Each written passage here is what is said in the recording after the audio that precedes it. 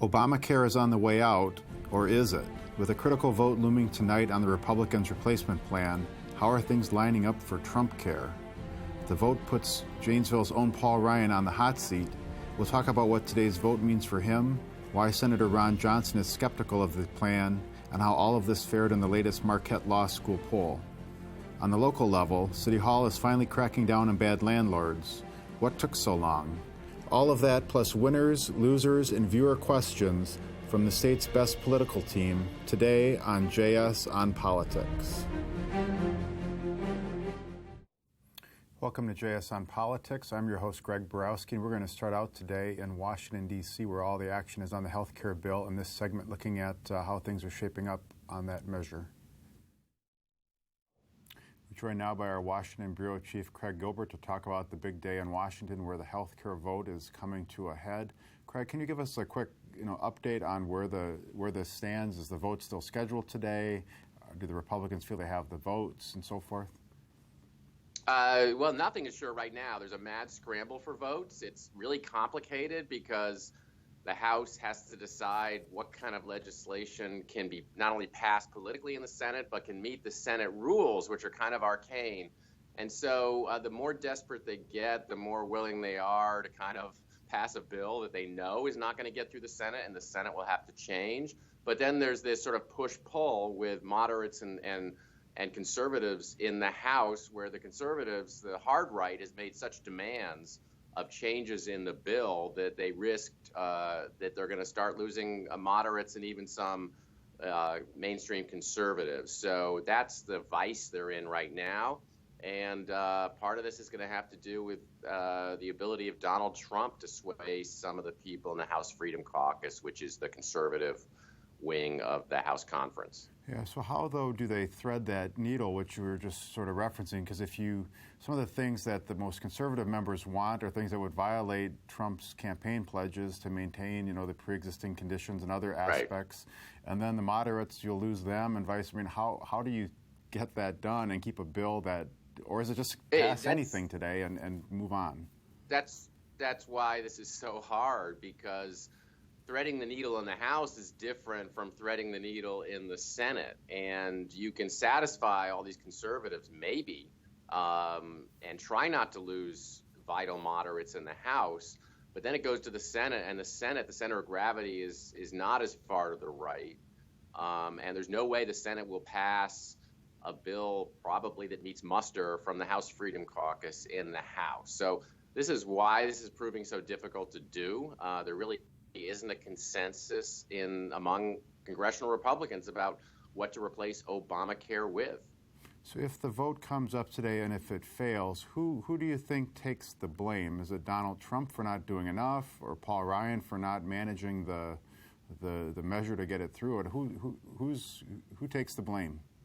Well, there'll be a lot of finger pointing to go around. I mean, I think probably the Paul Ryan camp could end up sort of pointing the finger at recalcitrant House conservatives. How can you, if the bill fails in the House, the charge will be, this is our one chance to repeal Obamacare, and you blew it by making the perfect the enemy of the good.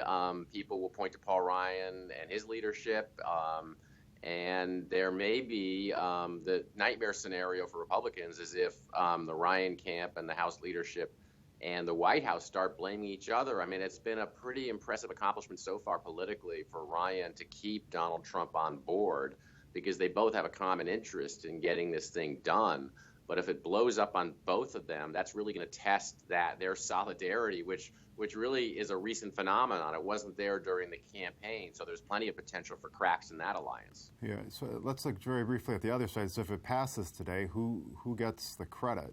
Or is it just a short-term credit because we still have to get it passed through the Senate? Well, it's a provisional victory. I don't think there'll be too many victory dances yet, because everybody knows the numbers in the Senate are really daunting. I mean, there are only 52 Republicans in the Senate. There are big parts of this bill that can't survive a filibuster and have to be passed. There are parts of what they want to do in the end that they need 60 votes, but there are other parts where they may just need 50. But even then, they can't afford to lose more than 2 Senate Republicans. And you've got, a core of 3 or 4 Republicans on the hard right, like Mike Lee and Ted Cruz and Rand Paul, who've been saying all along they don't like this. But then you've got a larger number of senators who are either moderates or more mainstream conservatives who've expressed a lot of reservations. Even Ron Johnson, who's been railing against Obamacare ever since he first campaigned for the Senate, was bracing in his criticism of the House bill a couple days ago here in Washington. All right, and finally, let's talk about Paul Ryan in particular and what he has at stake in today's vote. You have a story that ran this morning and is available online that looks at just that. But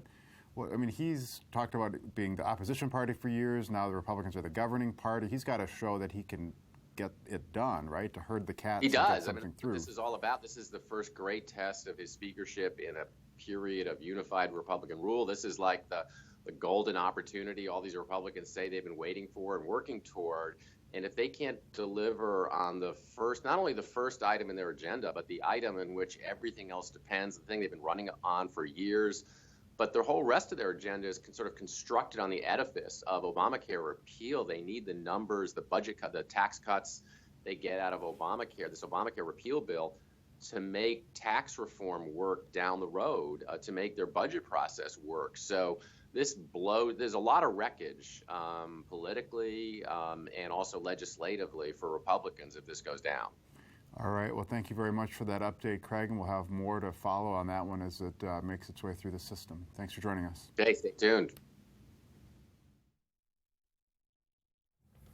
All right. Let's talk a little bit more about Paul Ryan and his turn on the hot seat today with Bill Glauber, one of our political reporters, Dan Bias, our Watchdog columnist. So, guys, what's your sense of how Paul Ryan is handling, which is really his first big legislative challenge? Rather, he's done policy a lot before, but here's a legislative issue. How does he get this bill through? With great difficulty. The old line about you don't want to see how sausage is made, you really don't want to see how this legislation is made. It is, quite frankly, a mess that he's trying to put together. He's sticking to his guns. He wants to get it passed today. So far, that's what we think. It's the 7th anniversary of the implementation of Obamacare. So, they have deadlines that they're trying to meet, and they're also trying to avoid, frankly, going home during the Easter recess, facing voters without anything done.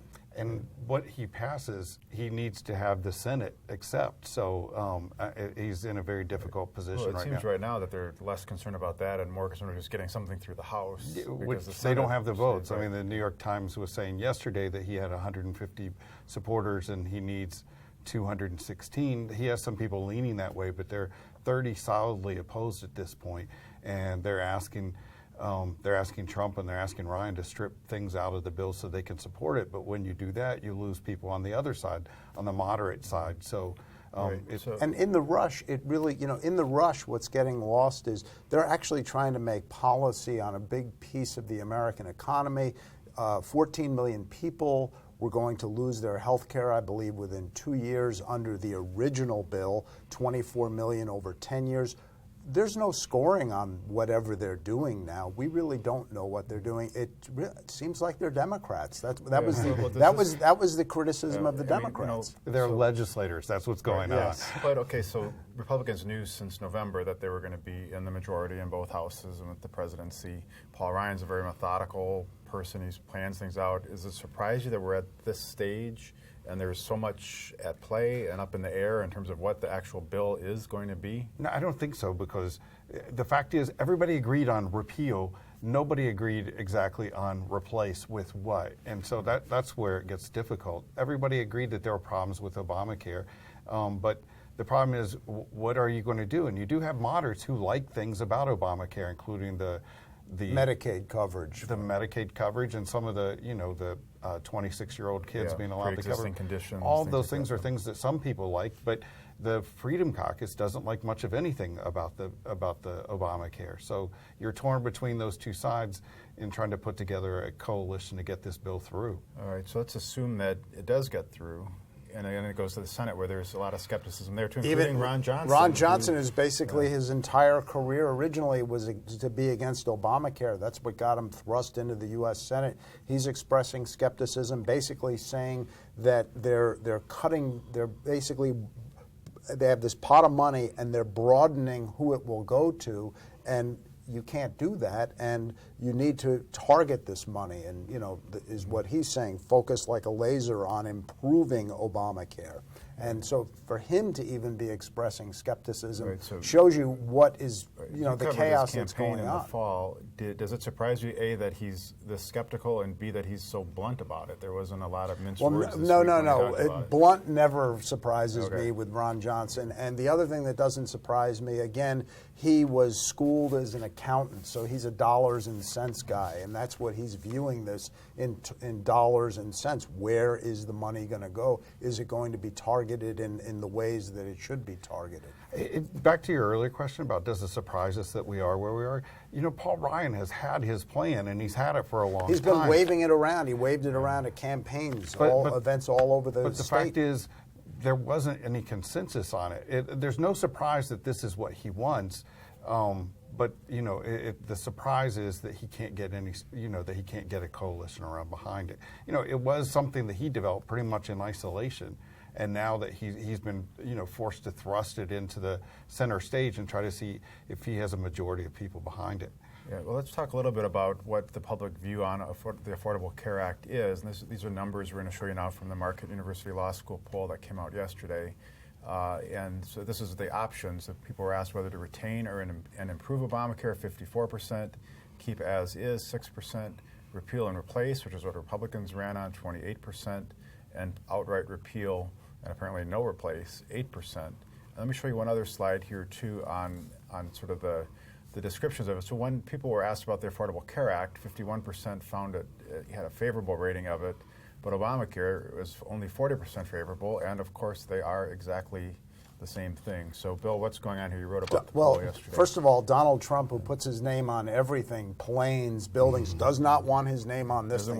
Doesn't want Trumpcare to be known as Trumpcare. Secondly, I think the affordable... Is it Trumpcare? I mean, he's been very much on the sidelines, though. Well, eventually, whoever signs it, that's whose package it is. Right now, it's Ryan Care, and then it becomes Trumpcare once he signs a bill, if they ever get one. McConnell Care or something. Or some people say Obamacare 2.0. Yeah, but the 60% who either want the thing, as is, or who want it improved, I think that's fairly surprising.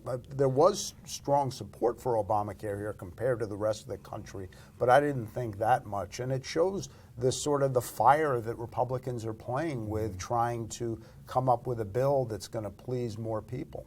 Right. It's when you give a benefit to people, I mean, it's a lot harder to take it away once you've done that. And nationally there has been a shift from those who opposed Obamacare to now where there is a slight support, but the support here is stronger than it is nationally. The numbers I've seen nationally, 47, 48%. It's just the Republicans ran so hard though on repeal and replace. Do you think they can accept an Obamacare 2.0 or a refine and improve plan rather than repeal and replace? Well, I don't know what you end up with if you don't have anything, but I think they have to push ahead with repeal and replace.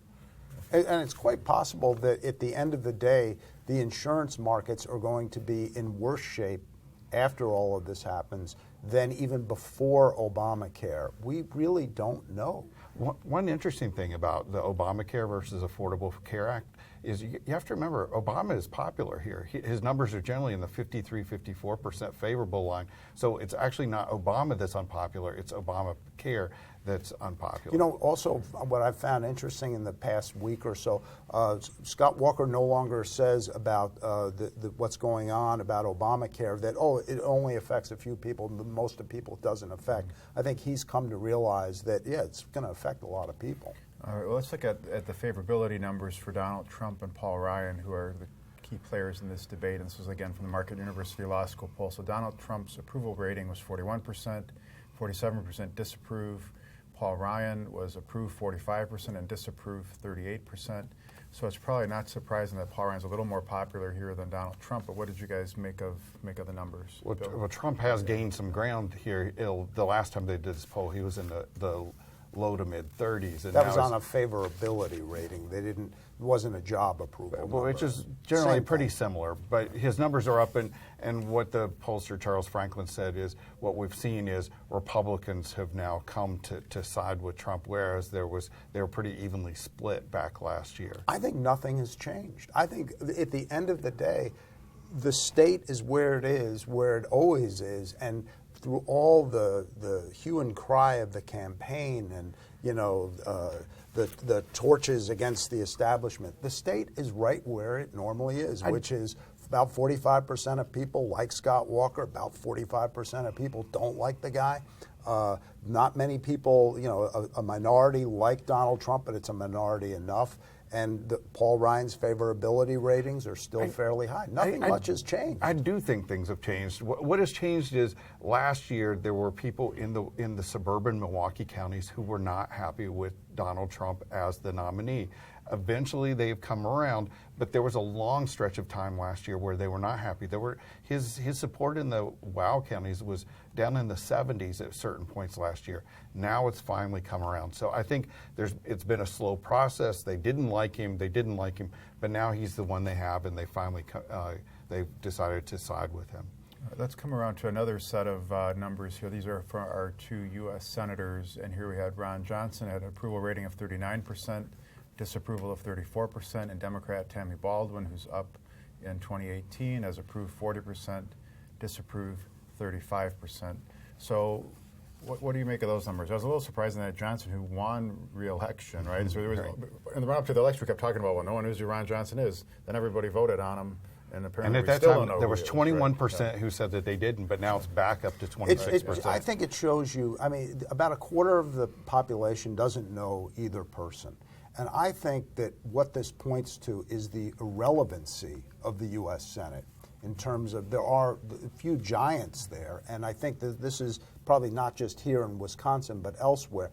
Basically, people who know them kind of like both of them, but the fact that 1 out of 4 registered voters don't have enough of an opinion to form on them, I think it's not their problem. It's the problem that the U.S. Senate has just been a wasteland for many years. I think it is Tammy Baldwin's problem, since she's running for election in a year and a half and she's at 40%.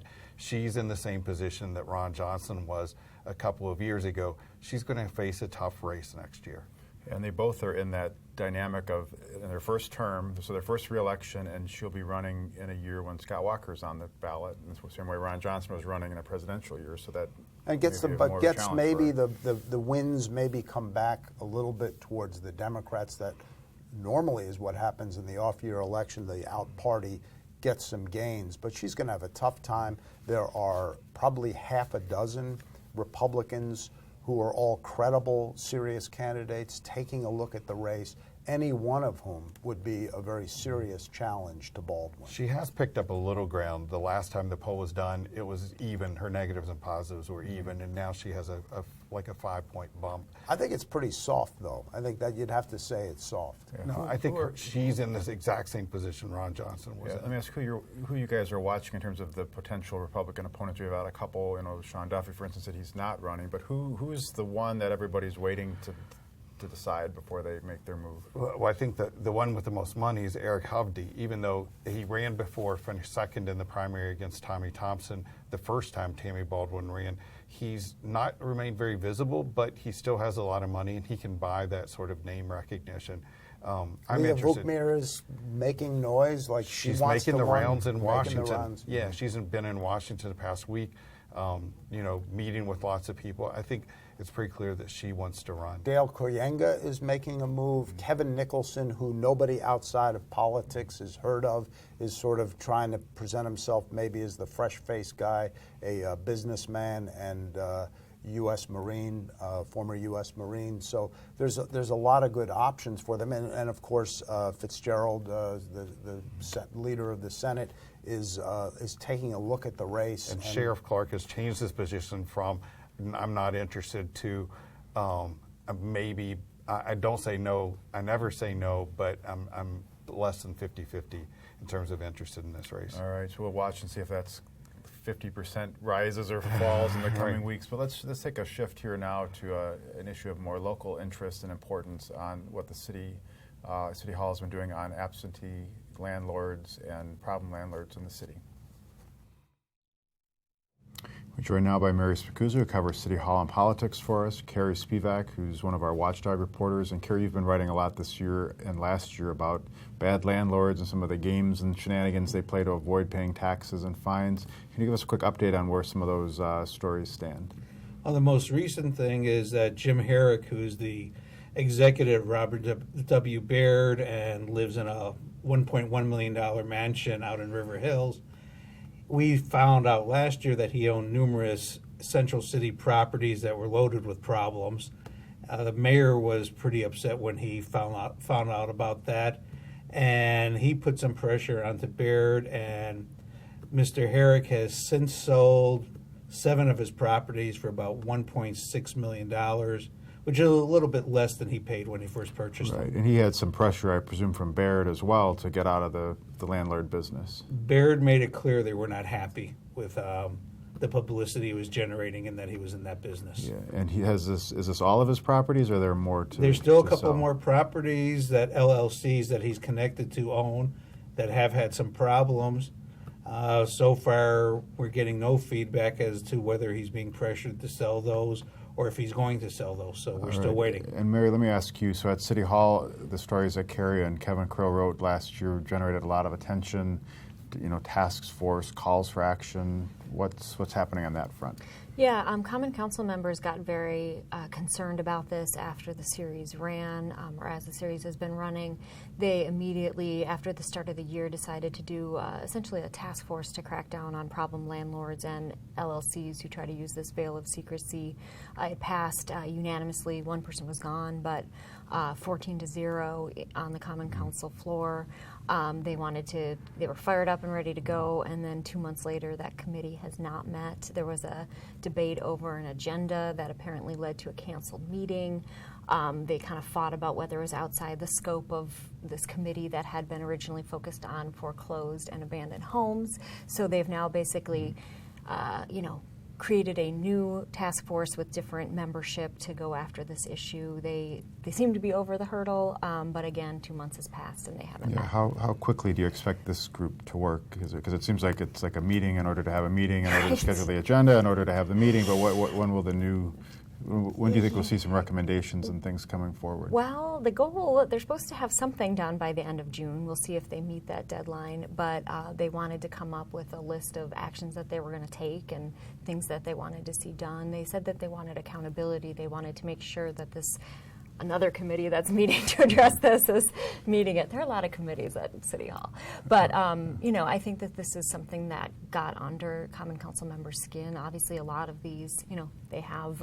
They're in their districts. Right, in many exactly. cases, and they are sometimes, magnets for crime, drug dealing, other issues, and they would like to see them cleaned up. Yeah. Well, let me ask, so there's some things the city can do on its own in terms of getting tougher, pursuing different collection avenues. There's some things that they can't do. So, Carrie, tell us about some of the measures at the state that we could see introduced and moved. Sure. City Hall and Representative Goyke have been working on legislation. They're trying to bring in some Republican sponsorship also, and sounds like they will have that.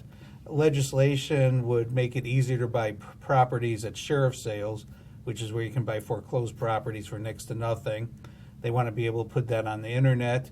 And they also want to ban anybody who owes any city money for court judgments, building code violations, or back taxes, prevent them from buying properties at the sheriff sales. All right, well, that'll be things to watch in the weeks and months ahead, and I'm sure there'll be more task force meetings on committees, on task forces at both levels of government, probably. There have been some more lawsuits, too, so there has been action. To be there's fair, action. the Yeah, city that's attorney's true. office has taken some legal action. Yeah, they've gone after a couple of the bigger players. Yeah. All right. So maybe more of those, too. Yeah, thanks, guys. Thank you. All right, so let's stick with local issues for a little bit here. Dan, this week there's been a little more back and forth with Sheriff Clark and Mayor Tom Barrett on their ongoing And they've been going at it feud. for a long time. Probably since they went to Marquette High School together. I think it really ramped up when they went on CNN and had a debate on gun control. And this week, Barrett criticized the sheriff for being missing in action, saying that he's not around at all, that he was fighting crime from one conservative talk show to another, and that he rode his horse out of town a long time ago. But what caught a lot of people by surprise was Clark's response. And he's always critical of the mayor, but he went after him for how he handled this incident at State Fair Park back in 2009, where the mayor heard a woman shouting, asking for help. He went over, and there was a drunk guy with a tire iron who did a lot of damage, to mess up the mayor's hand, knocked out a tooth, a number of other things. And the sheriff said, that shows what he knows about crime fighting. He had his butt kicked by this guy, and that he should. Always a good look for a law enforcement person to mock a crime victim. And essentially, that's what he did. He was mocking the mayor for what happened in this case, where he was trying to come to the aid of a 55-year-old woman and her granddaughter. And when I write about these things, they're frequently 50-50 in terms of people who like Clark, people who don't like Clark. But this time, it's not even close. It's like 90-10 or 95-5. A number of people saying, I don't like the mayor, but you shouldn't be making fun of him for trying to intervene in a situation and help someone in dire straits, as happened in this case. All right, well, let's shift now to our winners and losers from the past week. And Bill, we're going to go to you first for An your easy winner. one, Wisconsin Badgers. They dethroned defending champion Villanova. They made the round of 16, the Sweet 16, in the NCAA tournament, bringing some good times to people here in Wisconsin. Always good to see them do well. Do they win Friday? That was my question, too. Florida Gators. I don't know. I really don't. I mean, You're wearing your Gators tie I'm just wearing today. orange. It's Thursday. You wear orange on I really Thursday. don't know. I mean, it's the NCAA's. Anything can happen. It's at Madison Square Garden, so it should be a great theatrical event. Well, it's an interesting region because Duke lost, too, so it's Right. a little clearer path for the Badgers to make is. it. Dan, your winner from last week. One thing that we didn't talk about on the Marquette poll is people's views on public schools. And in this era where we talk a lot about school choice and charter schools, still 3 in 4 people in Wisconsin say they like how their schools are being operated. And 80% of the respondents say they want more money being put into schools. All right, and your loser of the week, Dan. Reince Priebus. Who? Where is he? Reince, he just bought a house in Virginia. Did you see that? 7,000 square feet, $1.25 million. But what I'm focusing on is this week, James Comey, the FBI director, said, yes, we do, in fact, have an FBI investigation into the connections between the Trump campaign and the Russians. Well, if you look back a month ago, you see Reince Priebus on TV saying there is no such investigation and that he had been authorized by the Intelligence Committee to say that these stories were bogus. One is telling the truth and one is not, and I think we have a clear picture as to who that person is. All right, and Bill, your loser This of is the week. easy, Congress. It's really, they're looking bad with the way this health care bill is being ran through.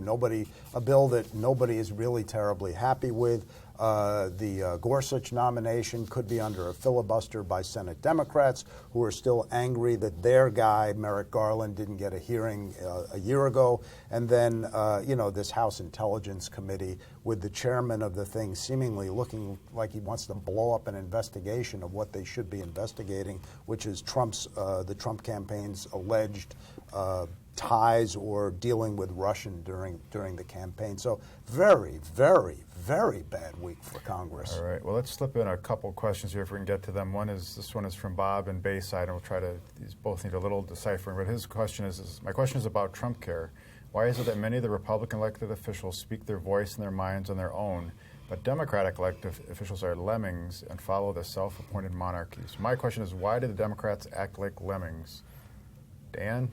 The fact is, neither side act like lemmings. Back when they were passing this bill originally, it took months and months and months to get the Democrats all together because you had Democrats who disagreed on what sort of health care. There are people who support universal health care, some people who liked what was closer to the Obamacare model.